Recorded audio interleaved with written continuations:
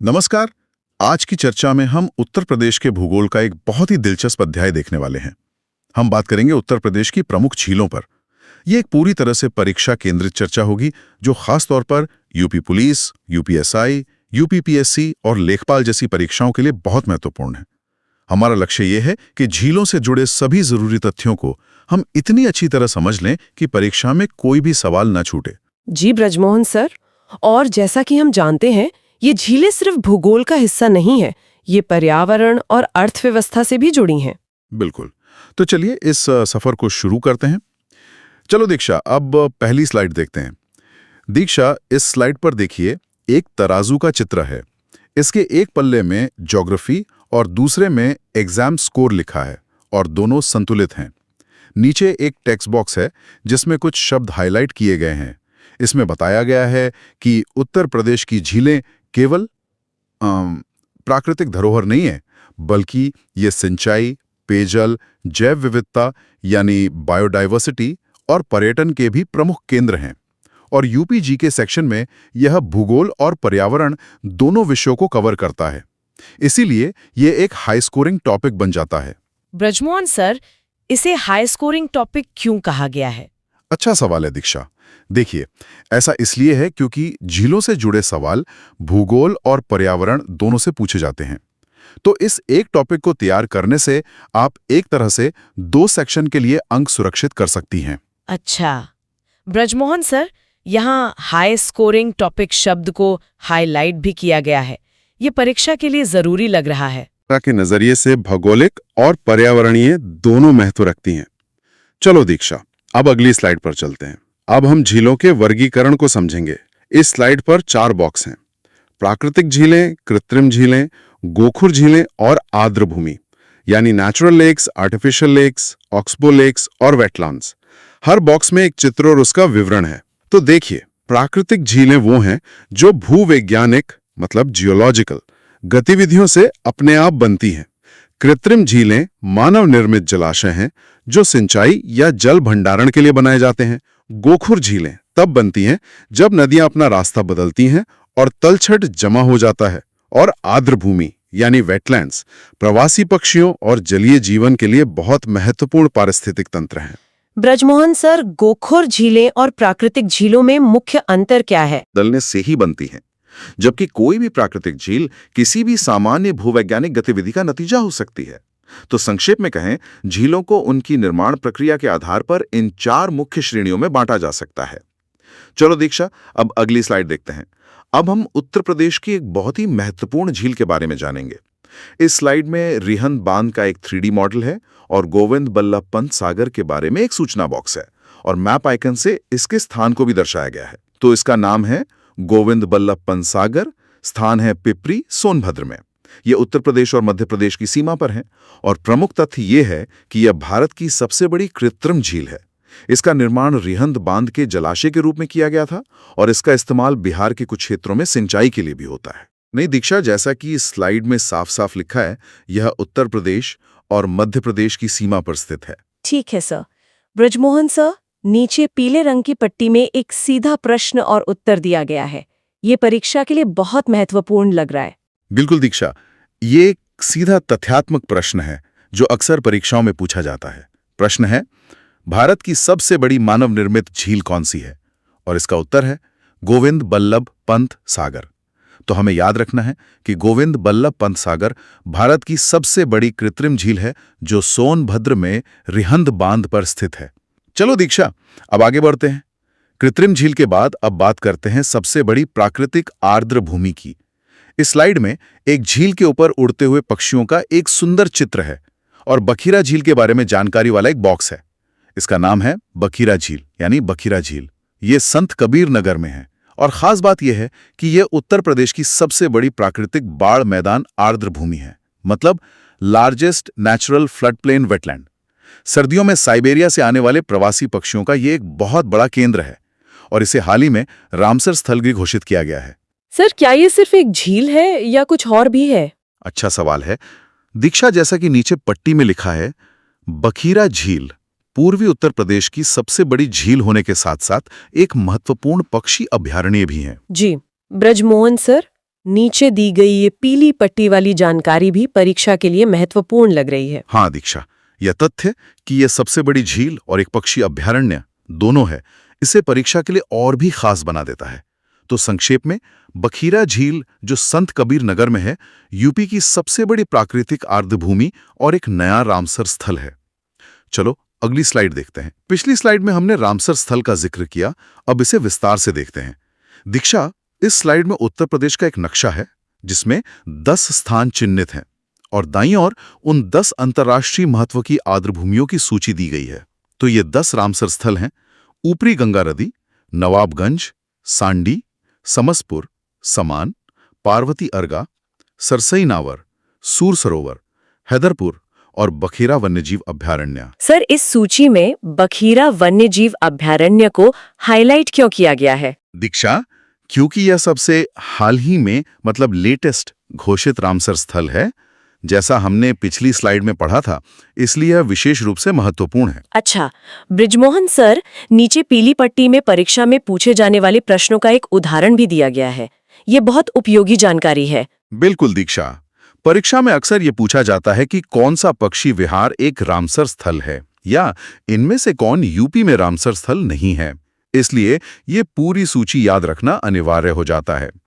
तो उत्तर प्रदेश में कुल 10 रामसर स्थल हैं और परीक्षार्थियों को इन सभी के नाम और स्थान याद होने चाहिए। चलो दीक्षा, अब कुछ और महत्वपूर्ण झीलों को देखते हैं। अब 2 और परीक्षा उपयोगी झीलों पर ध्यान देते हैं। ये स्लाइड 2 भागों में बटी है।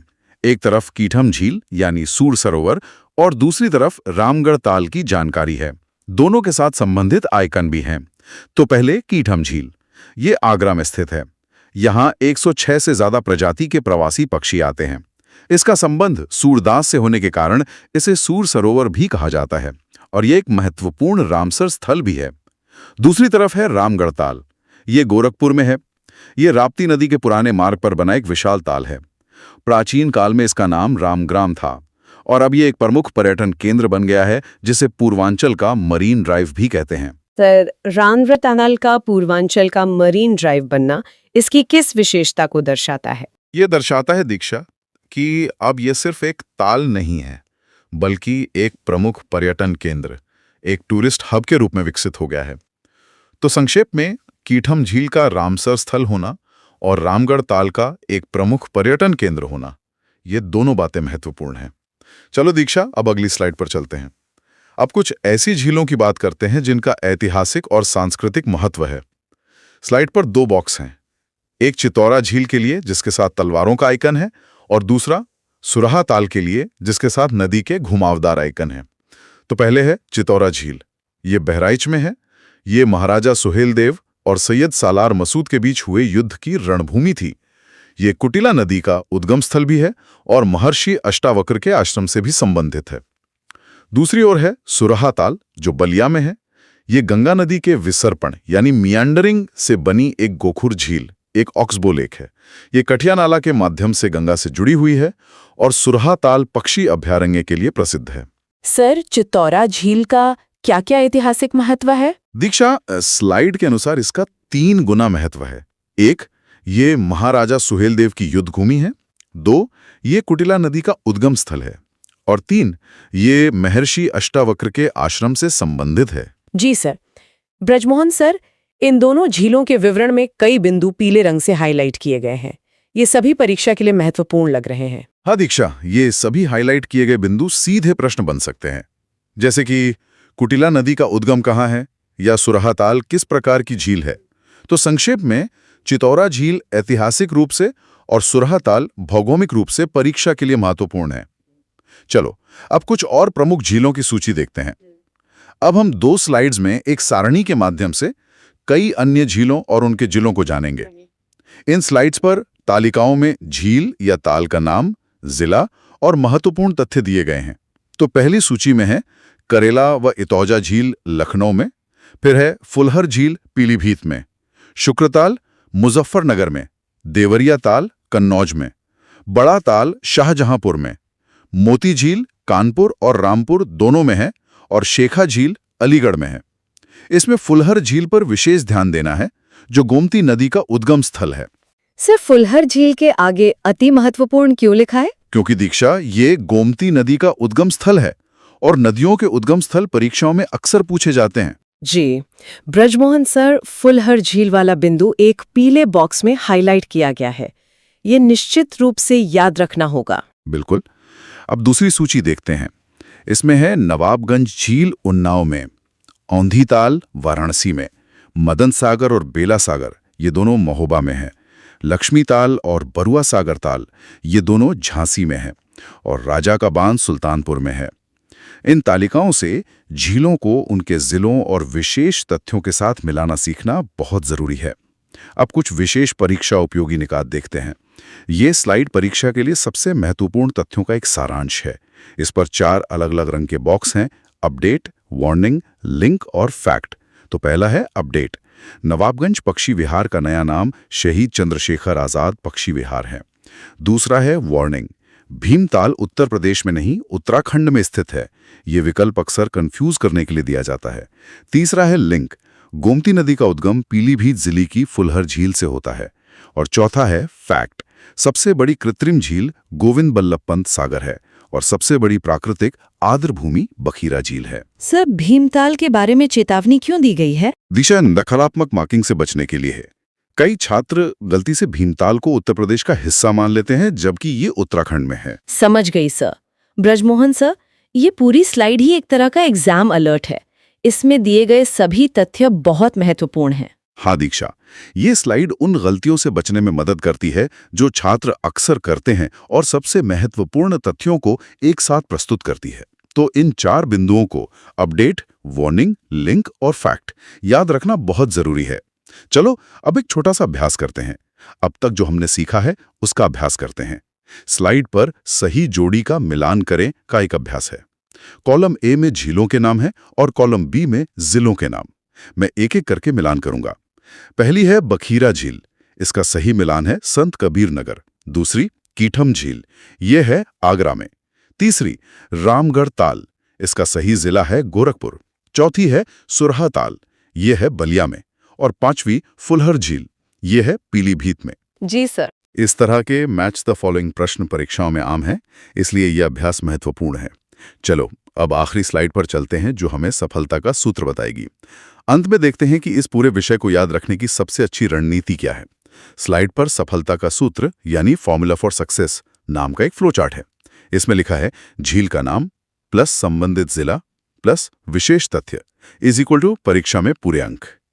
इस सूत्र का मतलब है कि किसी भी झील के लिए 3 चीजें याद रखनी है: उसका नाम, उसका जिला और उससे जुड़ा कोई विशेष तथ्य। और ये विशेष तथ्य 4 तरह का हो सकता है।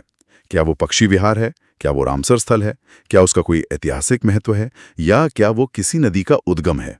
तो सर, अगर हम हर झील को इस फॉर्मूला के साथ याद करें तो हमारी तैयारी पूरी हो जाएगी। बिल्कुल दीक्षा, इस रणनीति से पढ़ें और उत्तर प्रदेश की झीलों में महारत हासिल करें। ये व्यवस्थित दृष्टिकोण न सिर्फ झीलों के विषय के लिए बल्कि सामान्य ज्ञान के अन्य विषयों के लिए भी उपयोगी है। सभी को परीक्षा के लिए शुभकामनाएं।